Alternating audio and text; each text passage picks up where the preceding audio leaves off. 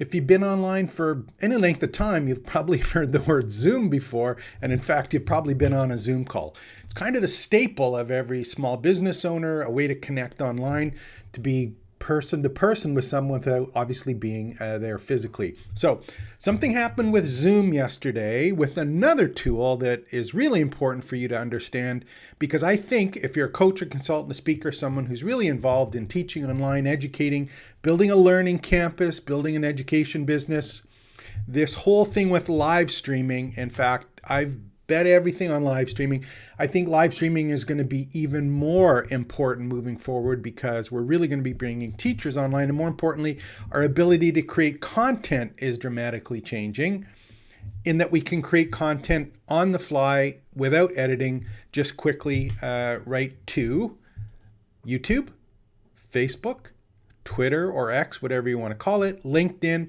All of the main or major social media platforms allow for live streaming now in one form or another. And our ability to live stream as people who are experts, who want to teach online, who want to sell courses, it's just getting that much easier. And I think that much more important about being front and center in front of people, sharing what it is you know, love, and do, and making some money with it. So live streaming, I'm all in on live streaming. I'm going to continue to live stream one time a day, maybe 2 times a day. Anytime something comes into my head, I'm going to be live streaming and sharing it. And in the past, what happened was, you know, you maybe had to have a social media calendar where you had to create graphics and posts and, you know, use tools to do automatic social media marketing. The cool thing is the way that we've got our business set up is that anytime that I go live just like this, it automatically posts to Facebook, YouTube, LinkedIn, and X. We go live right on those platforms. And in fact, what happens from this as well is, because we do, it also does social media posts for us on all of those platforms as well, and a blog post. So we've got it completely automated just by creating content. I think it's that important. Now, the downside of this is that it's very, very, it's not hard. I'm not going to say it's hard, but it takes a certain sort of headspace to always have something to say. And a lot of times it's like you don't want to be the person that's carrying the ball. You want to be able to share or get input or feedback from other people. And doing a live streaming, bringing people together, takes a little bit of time, energy, and effort. And in the past, what happened is when you were doing this, you often had to do a Zoom call with someone and then kind of record it and then, you know, try and put it live, not live, but be able to post it to YouTube and all these things after. There was a whole bunch of other steps. Well, something happened yesterday that has completely brought those two together in a really neat way. And what is it? I don't know if you're familiar, like I've been a computer user since I had hair, and I was a Windows user until recently, but I ended up changing to a Mac. And there was one specific reason that I started changing to that. And that particular piece was a piece of software called Ecamm. And what it was, it's for Macs only at this point, but what it is, it's a tool that allows you to do live stream and live broadcasts. So you can do it with some softwares as a service. For example, there's Riverside is one that does it as well. StreamYard is another one. There's another piece of software called OBS, which does live streaming. So there's other ways of doing it, but Ecamm seemed to me the easiest way to do it. And it was a fun way to be able to broadcast online and be able to, again, share what was going on, what was happening there. So I got all in on this Ecamm. Everything that we do is with Ecamm. I even record stuff. I do live, no edit videos with some of those tools that are there. And again, we have some videos on these, but thing is, I don't have to do any edits anymore. I can move back and forth, for example, to look at a whole bunch of different tools and things that we're playing around with here. I can get different views and get them all set up, and screens only and headshots and some neat things here. So no edits. I don't need to do these separately. I can create whole sort of profiles or scenes that I organize and have consistent ones that get used on a regular basis. So I'm able to create these things. But now what happened is Ecamm yesterday launched a new feature that allows you to bring Zoom or Zoom calls directly into the live stream. So we're now married together. We're in a situation where instead of me having to I can take a live Zoom call and bring it in live in real time as if the person or persons were there. So if you do a regular Zoom call, you can now do an easy live stream right off of the same Ecamm Live software. And I'm not really sure how to do this. Let me just see. I'm going to go and I'm going to see if I can get another window. One of the things one of the things that is really cool about Ecamm is you can actually show the screen of what we're doing on the screen. And I'm just trying to, I haven't done it before. So let me just see, I'm just going to see what I can do here in terms of getting it set up and what happens here. And if I go to preview mode, that's not it. Sorry, I'm playing around here. I haven't done this before. So window, I'm going to minimize. Just going to see if we can get this one. Let's see if live demo mode. I think that one's it. Broadcast your entire screen. Oh, there we go. Okay. Okay, so hopefully you'll be able to see this now as I get going. And is it going to work? Not sure. Let me see if I bring this one over here. Yeah, actually, I think it is working. So we'll try that one. There's my screen here, and I'll bring over some of the other overlays, and hopefully you'll be able to see that. And no, it's not going to work. I'm going to have to figure out how to do it. I'll do that next time. The only thing I wanted to show you was, in fact, that we have this Ecamm here, and there's ability to connect Zoom directly into it. So now I can have a Zoom call built into my live streams and be able to do stuff really quickly. So I think this is going to be a huge, huge, huge change in how we actually do stuff live and on stream, and all of the training that we're doing.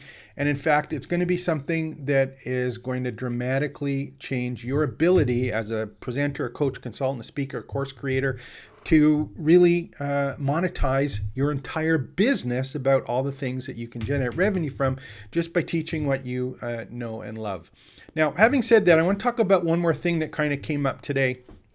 I don't know if it was, I'm not sure if it was actually today, but recently there's been a number of posts from other people who are online on a regular basis in my space, which is all about creating courses and all that stuff, about this whole idea of what is a course today and are courses needed, and what's important about a course and what's happening with a course.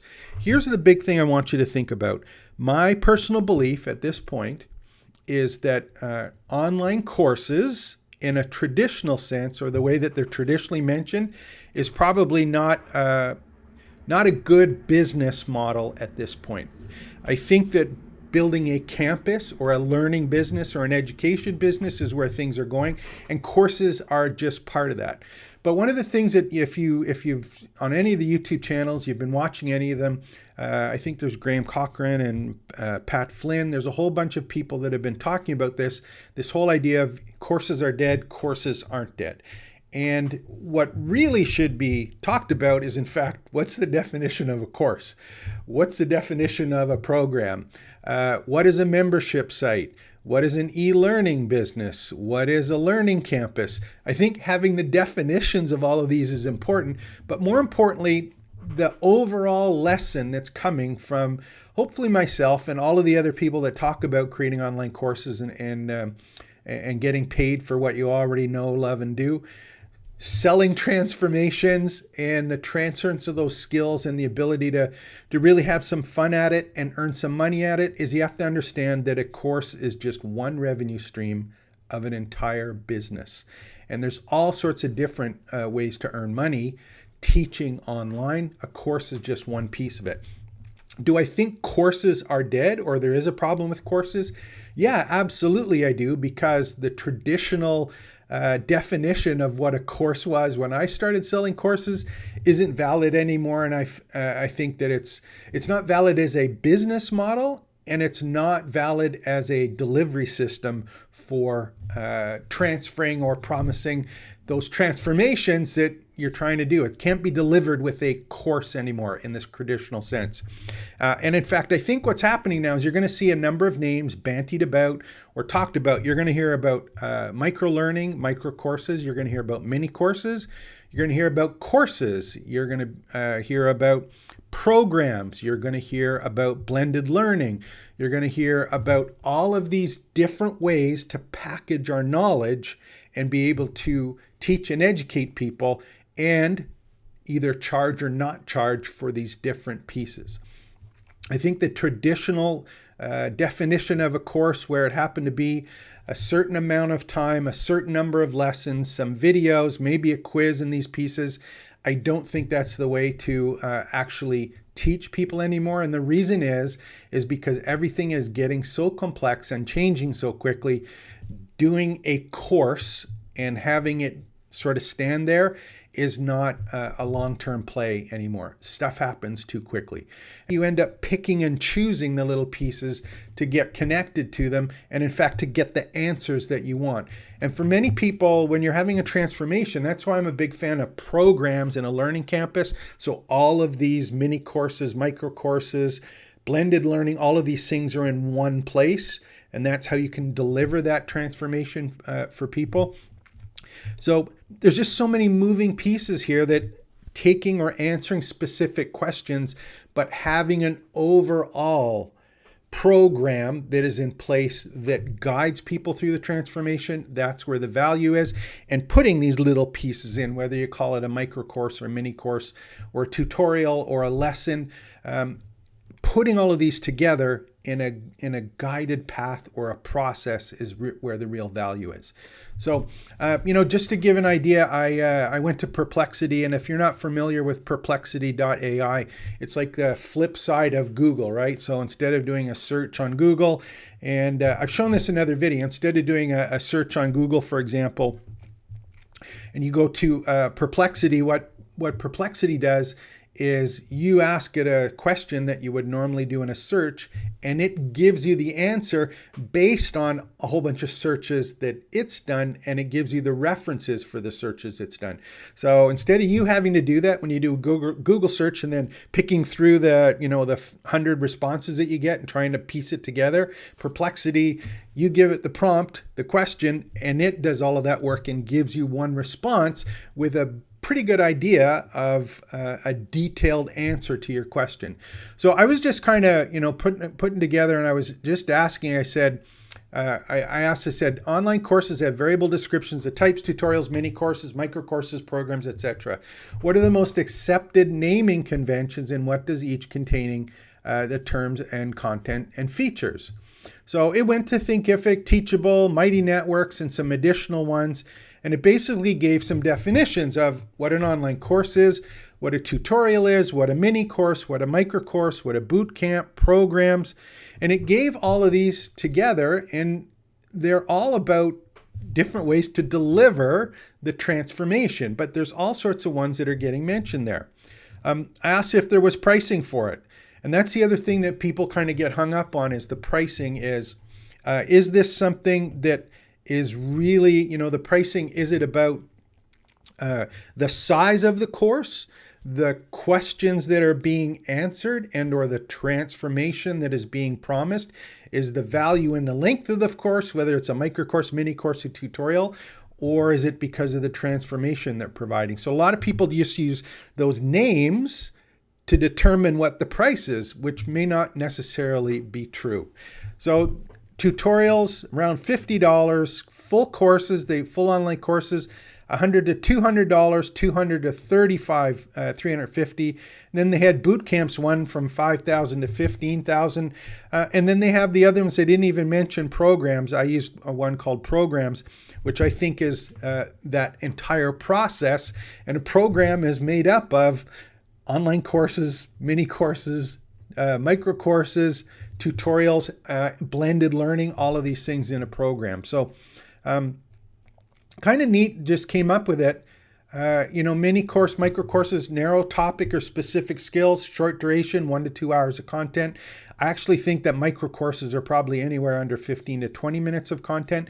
The real difference with a micro course and anything calling it a course, I think, is accountability, quizzes, learning materials that go with it, and action items or calls to action that are actually have to be followed to complete the course.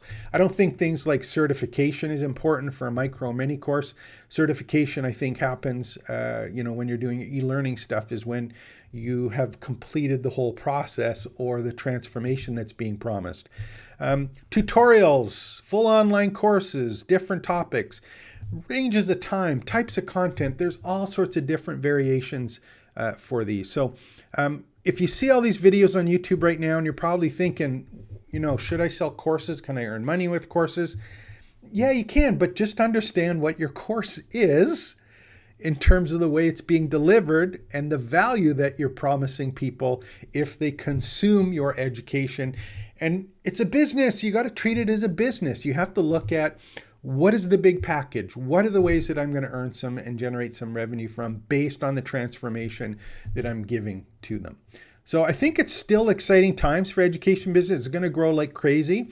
I think the real value here for you and I, as people who hopefully are looking to run a business, generate revenues by providing this transformation, the real value for us is it's exciting times and people are getting more and more confused because there is too much information. And it's our ability to put this process together that is going to make this a real great time to build a business that has revenue streams from all over the education and the way that it's packaged. Now, I'm going to bring this back, kind of wrap it in. So why is this so important? Is because if you saw some of the videos that I did 10 or 15 years ago, you'll find that I started using this term called digital exhaust. And digital exhaust is all about capturing what you already do on a regular basis, whether those be things on the screen, observations that you have dealing with other people, stuff that you watch, but being able to capture that and organize that digital exhaust and package it into stuff that's consumable for people, that's value for them. I think digital exhaust is the way that live streaming is actually happening. So we're capturing these things and we're going to say, well, how can I package this? Or how can I discuss this? Or how can I record this and live stream it without having to edit, without having to produce it, so that there's value for either generating leads or letting people know about what we are already doing and the outcomes that we provide, or actually packaging it as part of the process that we're teaching. And the real value here is when you look at it in the terms of a course, digital exhaust, if you're capturing on a regular basis, can be put into a course, but a course is generally static and it has to be updated on a regular basis, refined, because everything's changing so quickly. And that idea of having a campus, a place to learn, a place to have your process mapped out, and all of these different learning modalities in one place, I think that's going to be a great opportunity for people who want to start, build, and grow an education business. So I've just been ranting today. I'm going to do these on a regular basis. I just love this stuff. There's really cool stuff happening all the day. Again, if you haven't already checked Ecamm, please do it. Go and check it. And even if you're a Mac user, like you can get a Mac Mini right now, I think powerful enough to run all this stuff. I'm just running on a Mac Mini right here. I think it's like $699, and then the Ecamm software. You can even pay monthly for it now. But you're in a position where webcam, you got a bit of lighting, you got a microphone in front of you, basic technology, and you'll be able to go and do live streaming direct to all of these platforms just by basically clicking a button and saying, hey, I'm ready to go live. No edits, nothing to do. So hope you enjoyed this. My name is James. Trainingsites.io is the best place to get us. We do all of this stuff for you if you just don't have time, don't want to do it. If you want to learn how to do it, be part of our campus, you can certainly go to trainingsites.io as well. And just join the campus and take some of the little courses there. We'll get you started and help you start and build and grow your education business. So until tomorrow, take care and expect the best.